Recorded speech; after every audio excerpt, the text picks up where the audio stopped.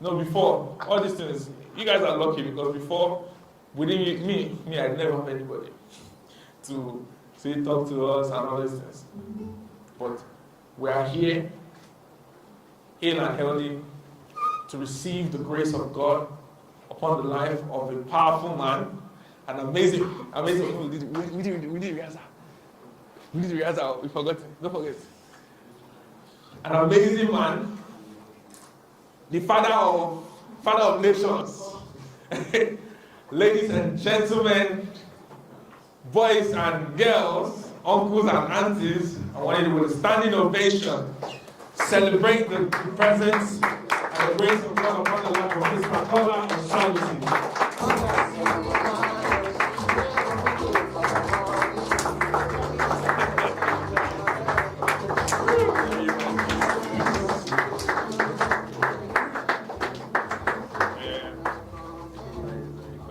Okay, thank you so much. Please sit down, everyone.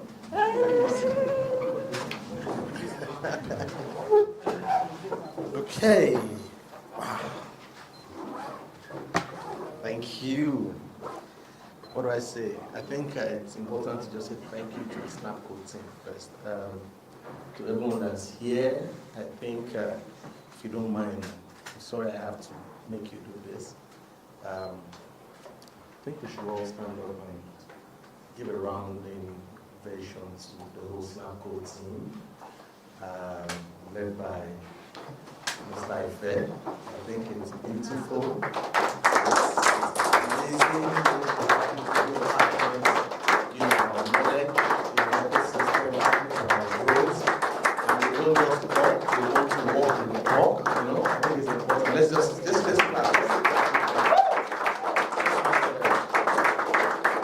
Thank you very much. I really appreciate this. You don't understand. I say thank you for putting it together. Irrespective of whatever you're paying, I don't think you can pay enough for knowledge. And I think it takes effort for somebody to say, you know what, I have this dream. I'm going to bring people together. I'm going to make them learn. The only thing you own is knowledge. You don't own these clothes. You don't own the shoes. You don't own the houses you might buy.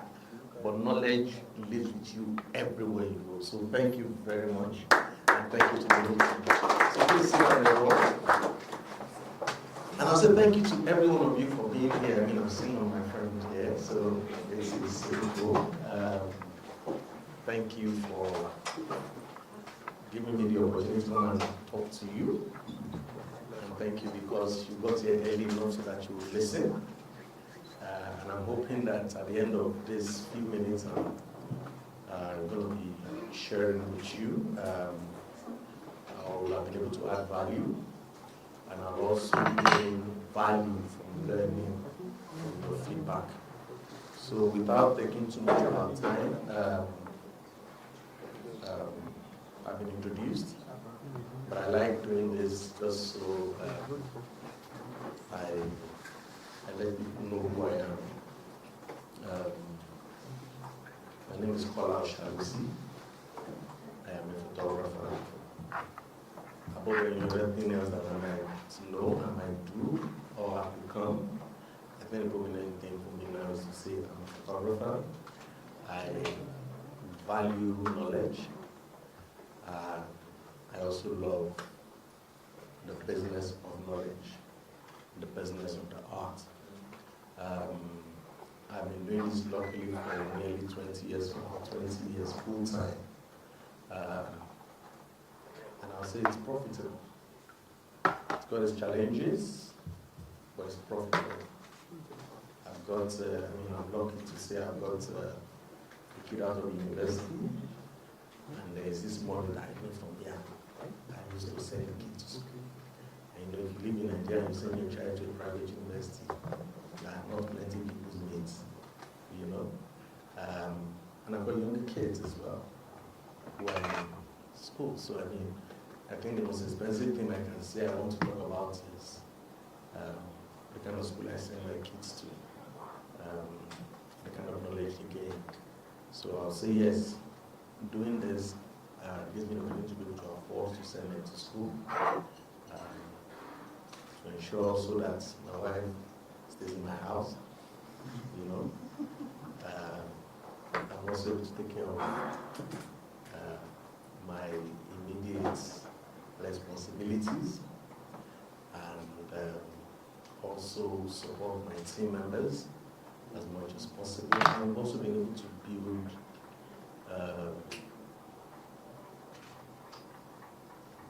I don't know the exchange rates we use now. I've said we've been able to build multi-million-dollar business, but when you look at the exchange rate, you don't even know whether you're a thousandaire or you're a millionaire. So we've just been able to build, fantastic business. So this morning I would want to focus on the business of photography itself. And what I think I want to focus on business is skills are very important. Knowledge is key. Knowledge is everything. Skill is very, very important. But irrespective of what knowledge, what skill, the moment you're not able to translate it into a product that people can buy, it's just skill and it's just knowledge, nothing more. But the moment you're able to transfer that skill or that knowledge into value that people are willing to pay for, that's the only time you can say you are in business. I'll have loved to tell you a very long and short story, but my time here is very limited. And I want to wrap up what I want to say within a few minutes so that I can have a more interactive conversation. I believe some of you, not all of you are photographers, or all of you are photographers. Yeah, so it's a mix. So not all of you are photographers, not all of you are videographers, some of you are bloggers, some of you just use the phone device because not everybody is technically a photographer. As long as you can take pictures with your devices, which is what you get with all devices, you are a photographer, a content creator, whatever what you want to use. So it's kind of important, to explore this conversation from multi-dimensions. So not just as photographers, not just as videographers, but as content creators, as people building businesses, people building brands. So that's what I want to do. So I'll try and wrap up whatever I want to say in about 15 minutes, and then we can ask questions. Is that okay? Would that work? Cool. Yes. What I also like doing is, try and rile people up and form as if I'm one big motivational speaker and say, yeah, tell yourself you can make it, tell you what, we don't have time for that. So yes, so the conversation says the business of photography. But also explain it and I say turning passion into profit. So I'll say the business of photography is the idea of turning your passion or your art into a profit-making or revenue-generating. In fact, not just revenue-generating, profit-making. Because you can generate revenue, you cannot be profitable. So into a profit-making venture. So for photographers, I'll say a lot of us, start out with passion. Maybe these days, now it's not even passion. A lot of us start out because we have the tools, take pictures with your phone and all that kind of skills. That's how you started out with photography these days. Like when it was on democratized, it was just the photographers that own cameras and create images. Now it's easier. Anybody with a mobile device, a smart mobile device can actually do that. So, but I think the key thing is, are you turning your art into a profitable venture? Are you turning your art into a profitable venture? And I keep asking this quite a lot when I speak to people because people make money and they think they are doing well. Anybody can make money. If I fall in, they make money. What do they call it now? Just say they are no longer words. That's what they call it. What do they call it? He had it and then Twitter and Elon Musk. But they're robust boys. They say, I mean, they make money as well. So, I mean, everybody can make money. Everybody makes money. You know, anybody can make money. But not anybody can become profitable. So, profit making in an art has certain rules, has certain criteria. So, I'll explore a few of them. We'll write through them and then we can ask questions on them. So the first thing is you need to understand that your art is not just art, but it is value that can be exchanged. That's the number one. So whether you're a blogger, you're a photographer, you're a videographer, you must understand that what you're producing is a value that can be exchanged. So till you understand that it is value itself, you cannot be profitable. Now, people might use other words, might say, oh, you must know your worth. I don't want to call it worth. I want to call it value. Because in reality, the only thing we truly pay for is value. In fact, even when you give people money, why you continue to give somebody that continues to ask you money, it's a lot of times how it makes you feel, except there are people you have compelling responsibilities towards. So if somebody begs you for money today, you give, tomorrow you give, by day 3 you are like, oh God, I know the only person I know in this life. You have plenty. But the cases where you're giving to a cause that you believe in, that even if you give 500 times, the way it makes you feel, think you're doing the right thing. That itself is value. So what you're gaining, that feeling, that emotion, is the value. So you need to define that first. Second is you need to define your value as well as your brand. You need to define your value as well as your brand. Now, everything you do should direct you towards brand creation. You must see your destination of it to build a brand. Because the only thing that becomes sustainable over time, that people continue to buy into, is not the art, it's the brand. Anybody can do art. Very few people do brand. And brand is the only sustainable thing that people will continue to buy into. I don't know what chemical is in Angola. Why still drink it? The worst thing is it is black. So I don't know if they put something there that is poison. Oh, it's black. They find that it is black. I mean, put Agbo now and put Coca-Cola. And we take Coca-Cola and not do Agbo. And that Agbo is possible. I mean, in most cases, the Agbo is actually very good for my body and my health. But I'm not taking Coca-Cola. And in fact, people have said that it contains sugar, it contains caffeine, it contains things that will kill you. But I will take what? Coca-Cola. Why?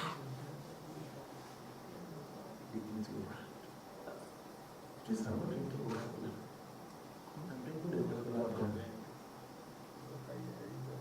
Because there are colas that are cheaper than Coca-Cola. And I was still carrying my money. I can go and buy one. It's 500 naira. I don't know if you know. That's if you're buying it outside. If you buy it in Continental, it's 5K. It's the 5. There's one place I know it's so water for me.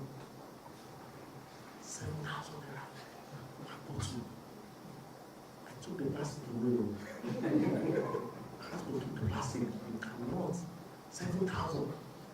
The whole water that fills up all my house, everywhere my tank, it's not to 7,000.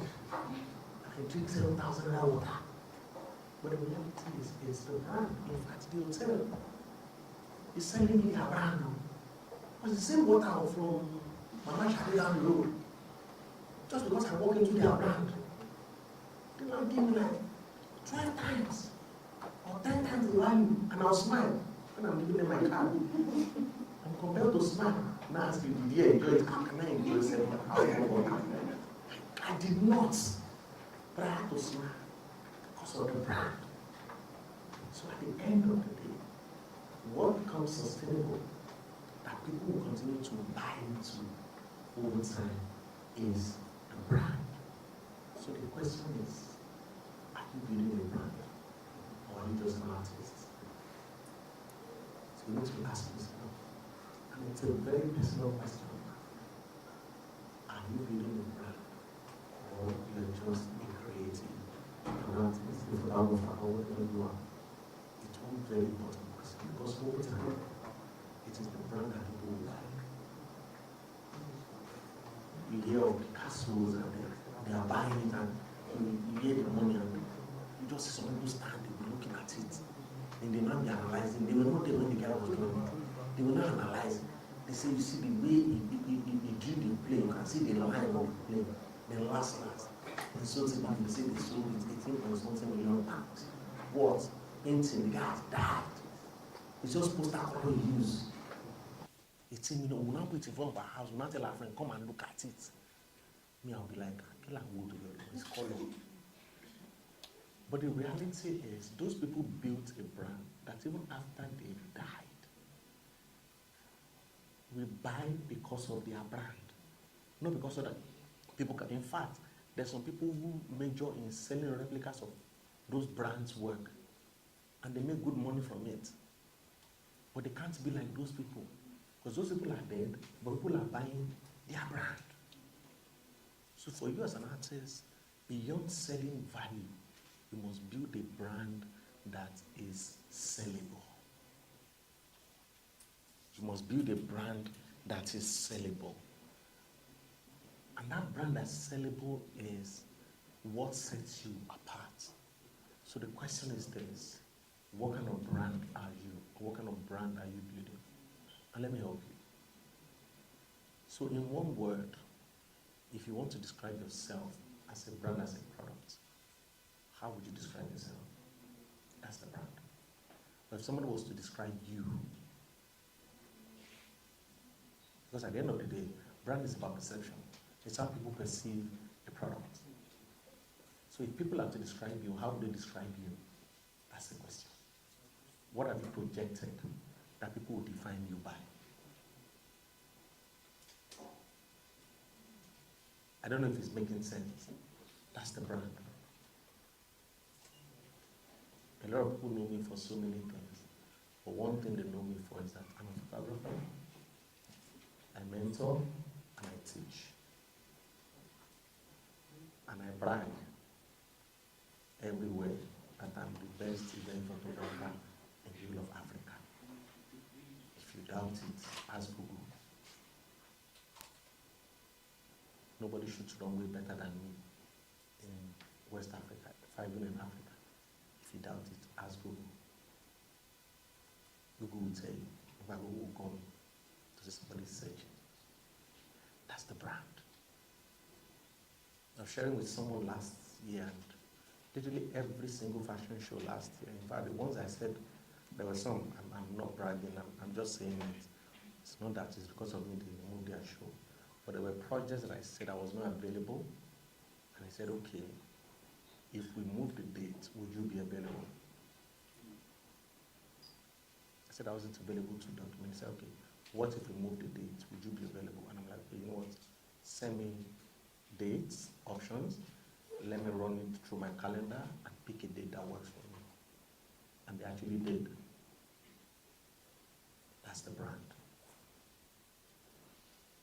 So you need to understand that in brand building. The next is you must learn to market yourself. You must learn to market yourself. At the end of the day, when you build that brand, you must be able to sell the brand. Very important. Because if people don't know that the brand exists, and it's a more democratized world now, thank God for social media. So the question is, how much of your information is out there? Sadly, for people like us who are less social savvy, and social media is like you are punishing us. We still have to force ourselves to do it.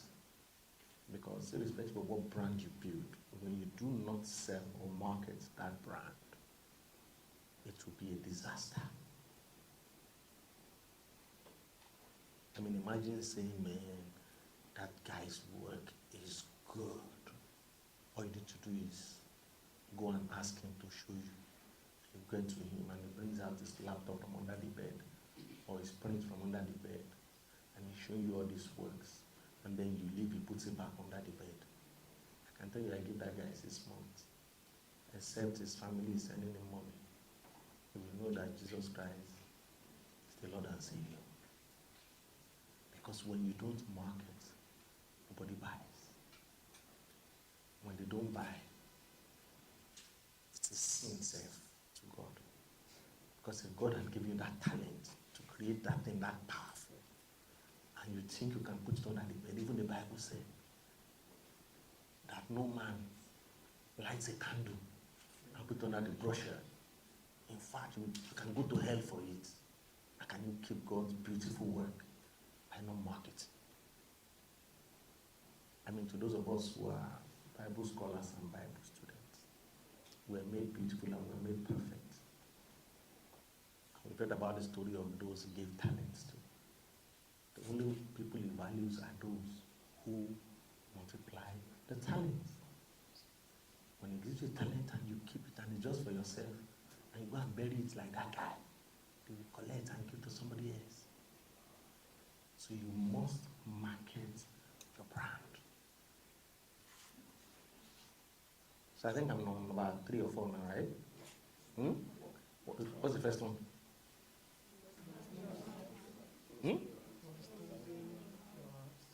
2, 3. Okay, define value and build. Good. And then you must learn to market yourself. So you have to engage with your audience. I'm sorry, I mean, I'm the worst corporate, but I'll say it and I say it every day. Find where your audience are. Don't say because they say market, now you market. You cannot market everywhere. Find who your target audience are, or who the audience you want are, and take your product to them. You must learn to understand that your art itself is your product. So you will take it to them. The same way Dangote ensures that the sugar is on every shelf in every store you go to. That's what you must do with your art. If your audience, people that will buy, are on social media, take it to social media. If they're on LinkedIn, sit on LinkedIn. If they're on, what's it called? Instagram, please sit on Instagram. If yours is on, what's it called? TikTok, and you are dancing and you are clapping, please go and dance. Shout line online, what do you call it? Say them shouting line. Go there, let them buy. But you must take your product to where your market is. If you don't, it's a waste of that product, it's a waste of the brand. Another thing I say is, know your worth, know your price. You should know your worth and you should know your price. And I'll give you a quick cheat code. How many minutes do I have left? I'll give you a quick cheat code, especially for, what's it called now? For those who are lens-based artists. So maybe you're a videographer, a photographer. I know pricing is a very difficult and very challenging dilemma for quite a lot of people. So I'll quickly help you. I was analyzing something for someone last week, and I was talking about their price, her price, and I laughed. So I did a breakdown. In fact, she's a fashion designer, so not even a photographer. And I started asking, and she complained about her business and everything, how things are not going wrong, how she feels there's more to it, you know. I mean, I'm a Christian too, but The devil has been busy, girl. When the devil has power was when it was just Adam and Eve. Now there are 8 billion people. Running around is not that easy. When they asked him that time, he said he was going up and down. That's what he told God. Now he can't even go up and down. He's going up, down, sideways, jumping. People that are lying and the devil himself is scared. They are there. So it's not everything that is the problem of the devil. Sometimes it's lack of understanding, ignorance. See, my people perish. Because they lack what? It's not the power they lack. It's not the energy. It's not even that they don't have vision. It's not even that, for those who are spiritual, it's not that they don't have the Holy Spirit in them. It's just knowledge. They don't know it. They're ignorant. And then they perish. So number one is you need to be able to calculate your wants. Now, number one is how much experience and knowledge are you bringing to the table in that space, in that art. You need to calculate. Now, a bit of it is dependent on years of practice. But it's not every time that years of practice correlates to the knowledge of the art. There are some people who, what they've learned 10 years ago is what they've sat on. They can't be priced. Like the guy that has started 3 years ago and has continued to evolve, taking advantage of every technology.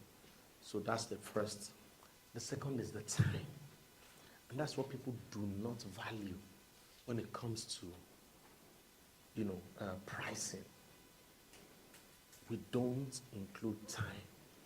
You must calculate the time to execute as part of the input costs. It is very important. So I'll use that of a photographer. So number one, what are the things you need to calculate? First is the knowledge. Second is the time. So from the time to make the first call, to the time to get to the event, if it's an event, if it's a shoot in your studio, to the time to plan, to the time to put everything together, to the time to shoot, to the time to do post-production. All of those things are resources. So you must place a value on each of them. Each of them. Another one is the equipment, the physical resources you put in. So the cameras, the lights. So even if you own the lights, the question is, if I had rented these lights, how much would it have cost me? If I had rented this camera, because by default, you have to pay for everything for every time you use. So your cost is, if I was renting this camera, how much would I have rented this camera to do this job? How much would I have rented this light? If you have an assistant, even though you've grown and they come to you as interns and assistants, you need to be able to calculate, if I was hiring an assistant to help me, how much would I charge? If I was getting a backdrop, renting, how much is the backdrop? How much is the stand? Now, when you do all of that, how much to pay a retoucher to do post-production work on the image? For those who are delivering photo books, how much to create layout? How much time and how much expertise would I charge if I was paying somebody to create layout of my photo book? Now, if I'm now printing, for some might just have the printer and they know how to do photo book in their space. But if you were taking it out to be printed, how much? Now, when you put all of that together in pen and paper, don't forget the cost of delivery and the cost of going to execute. You need to put all of those costs together. That's what you calculate as the costs of that service. Then you now calculate your margin. All of those things are just costs of execution. That's not your profit. So if by default, when you did that calculation, that thing cost you 150,000, and you charge the person 150,000, you have not made profit. So you have collected money, but in reality, you have not been profitable. You have only collected money for production. In finance, they call it the cost of goods. That's the cost of executing that project. That's what you've done. but you have not calculated your margin. Now, your margin now comes from you now that you have done the job. What is now your take home? And our take home varies. Take home of a man of 5 children is not the take home of a man that is still looking into the eye of the Lord for a babe.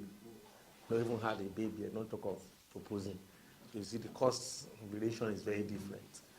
Why that person is thinking of school fee, this one is thinking of, oh, more, if I buy this shoe now, everybody will know. They are 2 different things.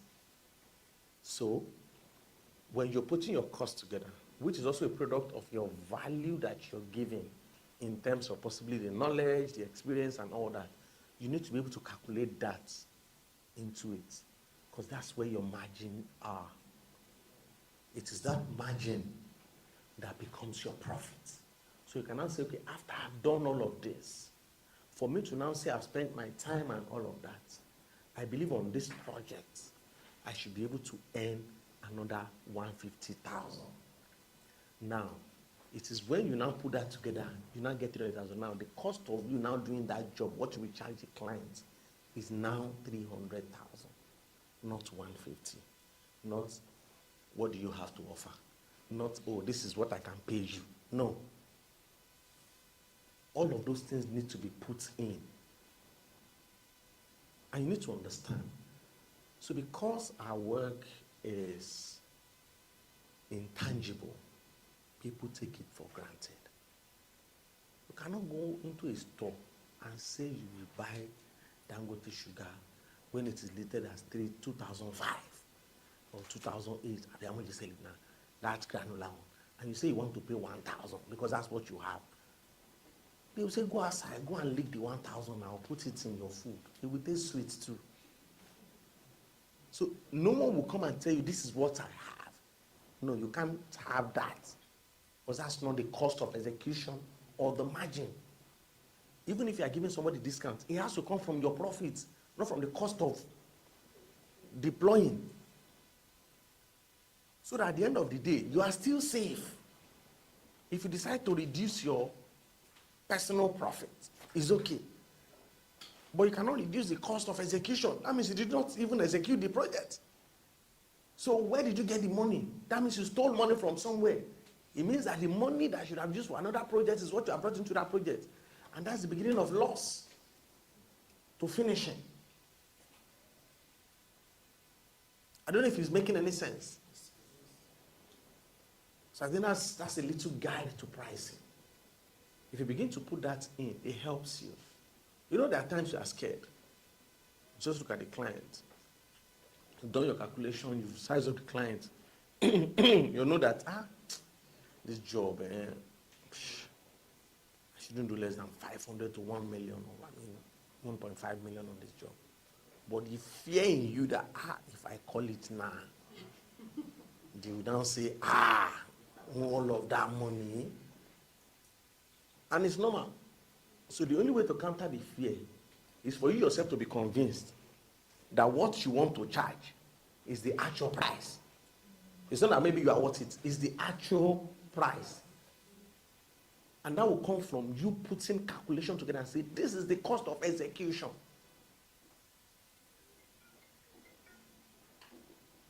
If you have something that you need to spend 500K on, and the client say, no, somebody that asked there said they will charge me 250. And you now say, if I use this 250 now, where will another 250 come? You have just shot yourself in the leg. In fact, you have lost before you even started. Because to that person that is giving them 250, that's the cost of the execution. You don't know how they do their business, but you have calculated it.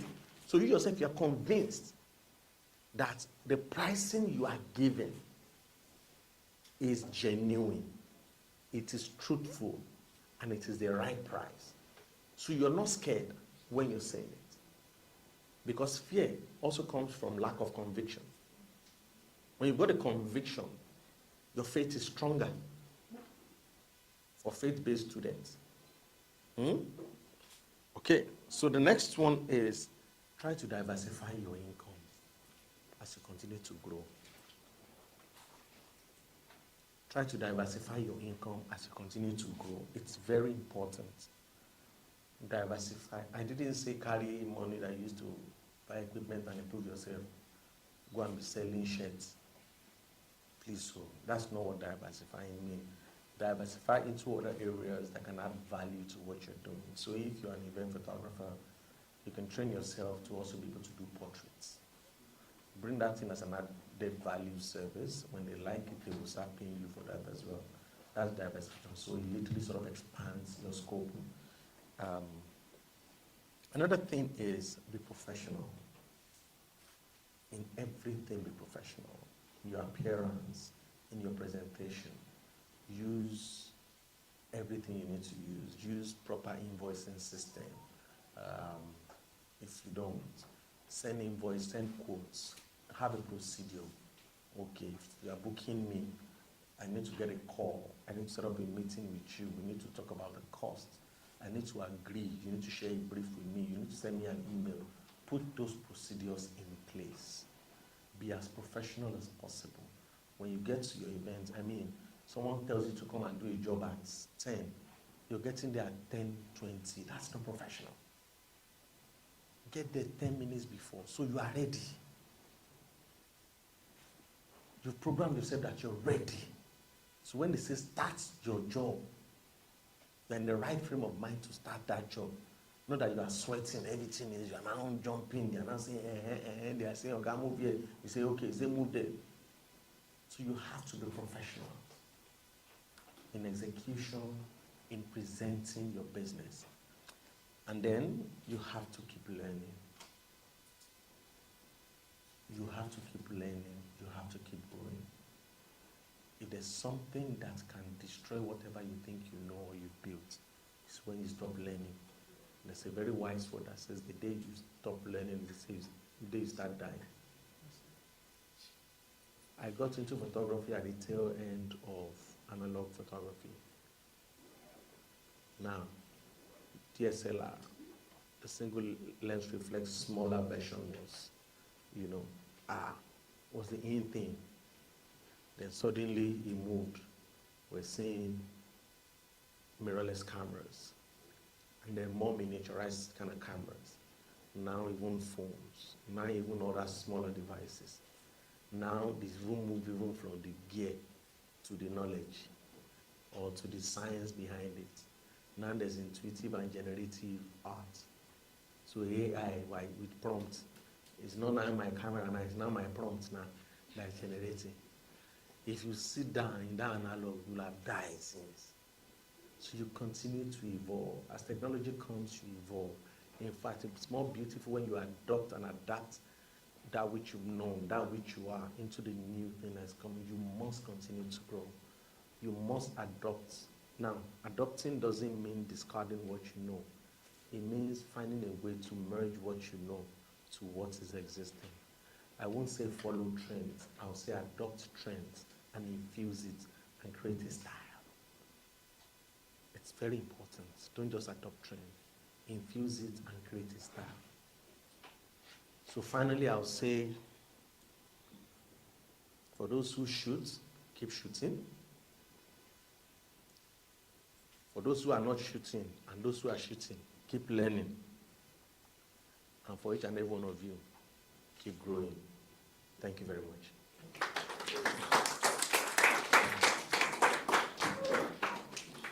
What do we say? Thank you. Yes. Thank you. So you see, I'm saying, Thank you. Hey, Mr. Kola is our big mentor. Thank you. I know that he has been doing this far longer than me or anybody in this room. All of you are newbies, so we're so happy to have him here, and we pray that the grace of God is going to shine upon your life. Amen. And Amen. you will not know it better yesterday. Amen. You always progress and move Amen. higher in Jesus' name. Amen. And when we say again, Thank you, sir. Thank you very much. Yeah. Yes, sir. Yes, sir. Hi, guys. What did we? You have a question for him? I have a question for you. Oh, sorry, yes. How many questions can we do?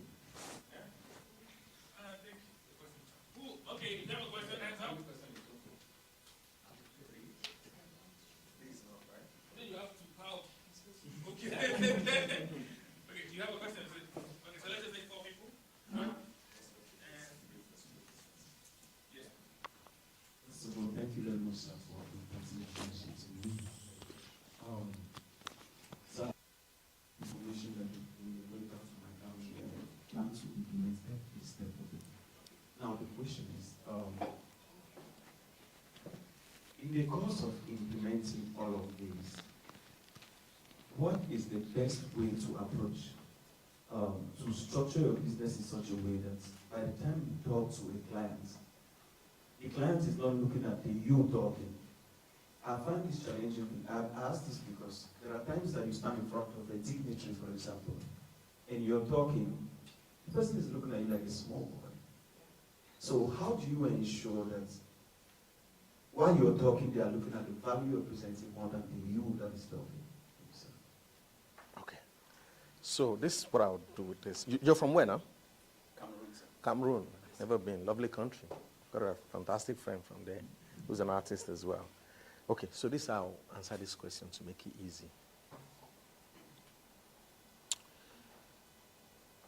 You must build a brand. People will look at you however they want to look at you. But the bottom line of how they look at you is what they've learned about you, what they know about you. It's not your size. It's perception. It's what they've learned. So when you're talking to them, what have you built before coming before them? Who mentioned your name before them? What was said about you? That's how they value you. That's how they look at you. It's not your size. It's got nothing to do with whether you're short or you're tall. I've stood in front of presidents, and as I'm going in, I'm going first with the handshake. How are you, sir? They're like, yes, thank you, Mr. Kola. That's what they've said. A lot of bank MDs, people are scared. I'm doing their board of directors shoot. Everybody's like, he's coming. I've set up my team. That's it. When it comes in, I walk up to him. Hello, Mr. I already know the name of the bank manager. How are you, sir? My name is Kola Oshalusi. I'm your photographer today. Please come. I mean, come first. I've moved. The guy's like, okay. Am I the MD? I mean, that guy is my MD. Now, they told him this is the photographer. He needs to know who the photographer is. But the photographer has come to him, presented himself, giving the impression that you are the MD, but he's in charge. That's what I just told him. Sir, you are the MD. Oh, welcome. I'm a photographer. Come with me. You are my boy now. You are paying me, but you're my boy. When we are done with that, you still go back to the MD of the whole place. It's perception. So it's what you built. It's who has mentioned you. It's how you presented yourself. It's got nothing to do with what clothes you're wearing that day. I mean, appearance is key. I mean, I do that a lot too. See this hat? I wear it. This is my big pants. I love it. And, and it's intentional. It's not a mistake. Trust me. Go about 20-something now with this hat. Different colors, different stories, different narratives. They're actually stories, each of them. So it's me now. So even when some people don't know me, when they see the hat and I come in, they understand. So that's what you need to build. So it's got nothing to do with you at that point. It is what they've heard, what they presented, and how you've presented. That's what they're going to buy into. I don't know if that helps. Thank you. Thank you very much. Thank you. And next person. Yeah, because of that. To change my mind about the question. Don't change it. In a situation where you don't really have the gadgets and all that stuff to like push for contracts and stuff, like how do you go about it? Like, Give me the instance. for Give me an instance, instance. I have a tiny camera, Okay. and then I want to get, I'm pushing for a job, and I need a better camera and lighting and all of that. Like, can you please say something regarding that kind of scenario? Okay. Like when you have to. Good. Are they commissioning you? They've agreed to commission you.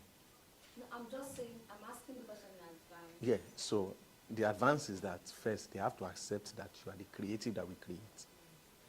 You see, the moment they are convinced they are the creative, they first believe that the camera you are bringing is the one that will do the job. That's the number one. You think clients know camera? 95% of the clients, they don't know the camera. They don't know nothing. In fact, I've had cases that clients saying, please send us the kind of camera you want to shoot with. I say, wow.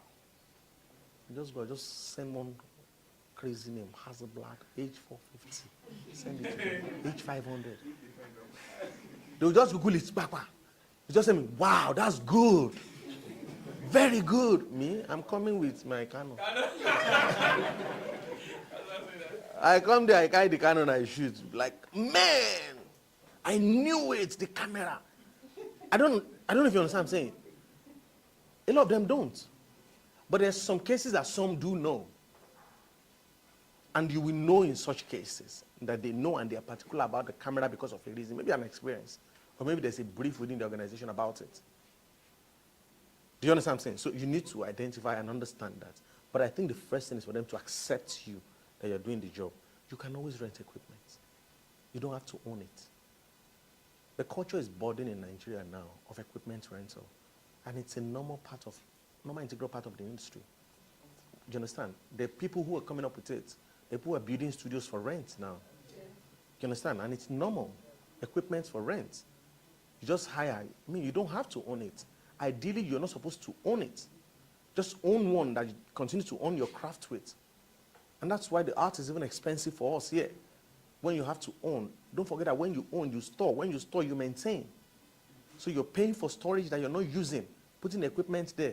I bought a lens for a project a few years ago. I bought that lens for almost about $8,000. I've only used it. In fact, something happened, the project was stopped midway. So I literally bought that project. I've not even made the money for it. That lens is in my office. I can count the number of projects I've shot with that lens. It's not a lens I use every day. So I don't even normally, I'm supposed to own it and keep it in the house. But then I'm stuck with it. But if there was an equipment leasing company, I was shooting something in New York a few years ago, there's no way I could have carried it. Now I needed to shoot the 300 and the 400 in a concert. I got there, I paid, they brought the equipment to me, had their person there was insurance on it. I collected, I used, shot my project, left it with them, I paid, I moved away. It's none of my business. All I needed to go was the basic things from here. So ideally, and it's evolving already in Nigeria, so you need to understand that they will pay for it. And which is why when I was doing the calculation, I calculated for every single gear you will use. You don't own it. Assume that you don't own it first, that they have to pay for it. Even if you own it, they have to still pay for it. So that's how you calculate it. And then it becomes easier. Does it work? Yes, sir. Thank you. Yeah. Okay.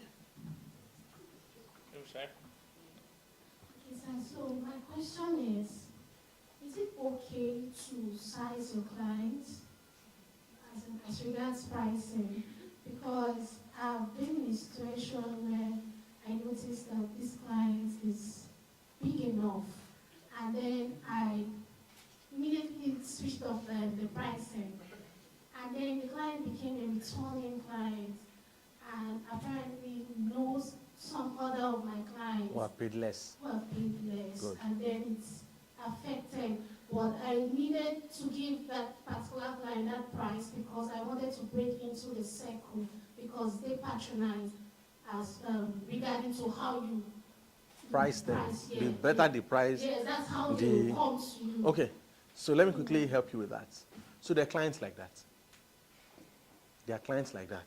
So you need to understand that if you go and give them one small money, they just tell you, in fact, I'm sorry, I had a case, very funny one. I'll just quickly share it. I pitched for a project during COVID. Good child of God like me. I just did my calculation per state. Bah, bah, bah, bah. This is it, my margin. Bah. I sent in my budget. They stopped calling me. I called the person.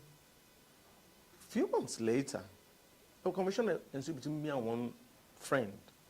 He's like, oh, is this project is done the first phase? So which agency? Which ministry? But they told me, say, oh, I know. So I said, okay. So I called this person again. And then he finally picked it up and then requested we see, and we sat down. Was like, see, listen, there's no way I could present it.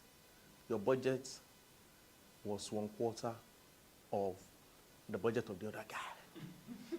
So the first assumption was that this guy cannot know what he's doing. That was the first thing they said. I was shocked. Since that day, I changed. Now, there's a part of it. You need to understand the client. You don't get the opportunity in most cases. Now, is it right to size up client? It depends on your business model. There's some people whose business model. So we run a boutique service, majorly. So we don't run walk-in studios. And what that means is we price based on brief. So if I'm shooting your friend, and I told your friend 2 million, and I give you 5 million, you can't come to me and say, you shot for my friend 2 million. I will ask you, what was your friend's brief? Esme. What's your brief? Eza. They are not the same. So in that case, I can justify it. But in a case where you run a walk-in studio, or your service is same, you might have to have a unique pricing system that is accessible to everybody, because that can create friction. Now, there are clients that you will charge less and will still respect your craft, especially when they've seen the art, when they've experienced you. Sometimes you get to them, they have a conversation with you. I've had somebody who I had a conversation with, and I regretted what I built her when I finally met her. Because she had said this. I said, okay. I said, but my policy is 85% upfront before I said, okay, please send the details. As my detail was landing, 100% was entering. So I did a rethink. I called 123. They decided to search. I was already regretting it. Because the way the 100% came in somehow, it was too fast. By the time I got to my client and I realized who the client was, so the client actually used the proxy to call. When I finally met my client, I said, sir, Eza, you are a client? Say, yes. Ha. Say, yes, man, I know this will be a wonderful shoot. I say, yes, it will be. My man, I'm like, yes, sir. How can it be? When you came to me like a serpent. So there are cases like that. But I mean, it was fine. It wasn't that what I charged, it was a loss. I just felt I could have charged more. But then, ideally, I was almost giving a basic service because I put every other thing in place. So there are cases like that. So if that's what you're offering, please have a consistent price so that you don't have, because at times you even forget. You can tell the client today something, and then they call you tomorrow, you tell them another thing. So if there's no consistency in how you price yourself, you understand? So you need to be careful about that. But then, yes, if you run a boutique service and what you're giving is different, you can. Cool. That works? That's it? Would that be final? Would that be final question? Okay. You can text me, I will respond. Send me a message on IG. Just say you're from the Snappcode Academy. I will definitely respond. Sorry? Yes, absolutely. Yeah, good day, sir. David. I'm also known as West Side. The side.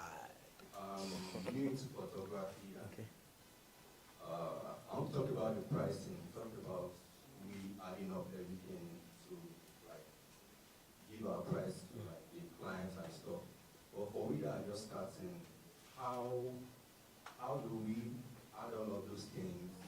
And how do we convince the clients that okay, we're actually putting so much into this because the client doesn't know our work yet, doesn't know anything about us, and I've heard about things that we need to do a little bit of freebies for people to know us and all of those. How do we go around all of those things? Okay. So, this is our response to you. So when you're starting out, some of these things you see there's no, okay. So these are rules.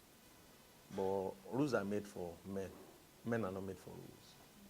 But these are rules that will save you, that we've given, that will help you. But there are exceptional cases like what you mentioned. Now, the mistake is, there was one thing I said first that you didn't include, is that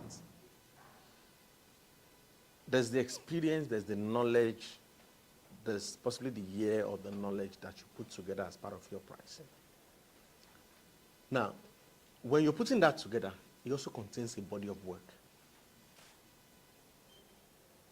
Beyond containing a body of work, it's also experience of client management. You can't buy those things. It doesn't start with day one. It doesn't come from day one. You don't learn them in the classroom. So those things come into play. When you don't have them, it will affect your pricing. Because in reality, your equipment is basic. You see, those things I've mentioned forms the bulk of your price because they even form the service itself. Your service charge. They form your service charge as well. So there's no way when you don't have that, your pricing will be the same as somebody who has it. So what you need to do, you said it yourself, they don't know your work. Why would I pay you when I don't know your work? That's black market now. It's fraud. Don't let me buy black market. Now, you might say you've not done those jobs, but if that's the area you're going to build and create the body of work, you're not doing anything free when you're collaborating and putting together a body of work. It's not free. You're building products that might not bring you money directly by direct sales. But those products, when you present them to people, defines the price of the ones you want to sell. Does it make sense? Eh? So that's what you have to build. So when they don't know the job or your portfolio, build portfolios, collaborate, find people to collaborate with. Don't see those collaborations as you are doing free job. It's not free job. Because resources have gone into it. It's not even free. They were inputs. So it's not free. The output itself is not free. But they become a resource or an asset that you're going to use to present to now get money. So they are values that are not immediately rewarded. Does it make sense? Thank you very much.